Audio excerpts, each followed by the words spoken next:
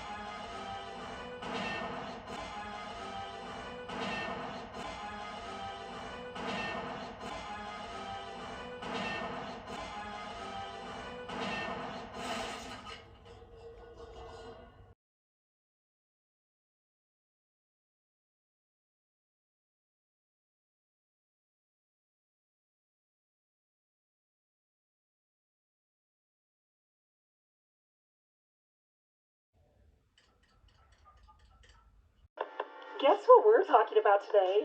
Relationships! Everybody's favorite topic. When I met my fox, it was love at first sight. Anyways, I was going through the comment section on my videos and came across this question. I'd love to get your thoughts on emerging furries in relationships and marriages. I've been married for 2.5 years, and it's been a couple months since I decided to get more involved in the fandom. My husband never really knew I was a furry since I wasn't as active, but now that I am, he thankfully doesn't have a problem with it, but is confused about the concept. And I thought to myself, I know just the right people to answer this. My friend Bitters and her husband Marquise. But before we jump over to them, I will discuss a few of my own thoughts on relationships. Something that comes up in the fandom when it comes to relationships is whether or not you date within the fandom or outside of it. Especially nowadays, the fandom is more visible and by proxy more acceptable than it used to be, making relationships outside of the fandom simpler in a lot of ways. To help discuss this topic, I will be bringing in my husband Chip. Alright, so joining me here today is Chip Fox. Say hi, Chip. Hey, I'm Chip. We will be going through some of the diverse types of relationships and experiences within the fandom, and talking about the ultimate question, the answer to life, the universe, and everything. Should you date other furries? Furries have so many types of relationships, almost as many types as there are personas, and for each person, they are uniquely suited to their own interests. The obvious and most common relationship type outside of the fandom would be the monogamous, aka closed relationship. But in furry, we see relationships outside of the norm more frequently. Chip, can you talk about some of the relationship types that you've encountered within the fandom? Aside from monogamous relationships, I've seen polyamorous, platonic, and even open relationships. Let's go through a few of those. So, polyamorous, can you, for the audience, assuming that they don't know what poly is, can I give a loose definition of poly and talk about what that might entail?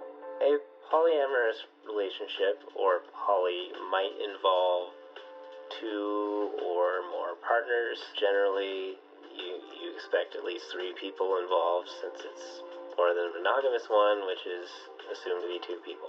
Generally, a polyamorous relationship could involve physical intimacy with multiple people, but it doesn't have to. It could just be romantic relationships with 3 people or more. It could be physical intimacy with some of them, not all of them. It could be emotional connections with multiple people, but they're all together in different ways. So the big takeaway from this is it's more than 2 partners, and that can have varying degrees of intimacy, basically. So let's talk a little bit about open relationship. For those of you that don't know, an open relationship is a form of relationship in which the 2 people engaged in the relationship have agreed to be able to seek intimacy outside of that relationship. So Chip, can you talk a little bit about open relationships, maybe how they exist in the fandom? So I'm not an expert, but from what I've learned in the fandom and elsewhere about open relationships is that usually it's 2 people in a full physical, intimate, romantic, emotional relationship that agree that they can see other people off and on, but not on a permanent basis. So the other people aren't part of that relationship, but they can provide maybe physical experiences or emotional experiences as long as the 2 partners agree on what's involved. You know, there might be limits on what you can do in an open relationship, but the most important part is that both partners agree on what you can do with someone else. And beyond that too, I mean, I think it's important.